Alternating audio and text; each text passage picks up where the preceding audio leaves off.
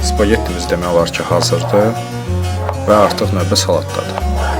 Əvvəla pomidoru doğrayırıq, daha sonra kahını və artıq qırmızı soğan əlavə edirik. Sonda isə tuna balığı, istəyə görə təbii ki. Mən tuna balığı əlavə elədim. Yaxşıca qarışdırdıqdan sonra həm gözəl mənzərə və gözəl dad çıxır ortaya. Belə anlarda başa düşürəm ki, evdə hazırlanan yeməyin dadı və söhbəti tamam başqadır.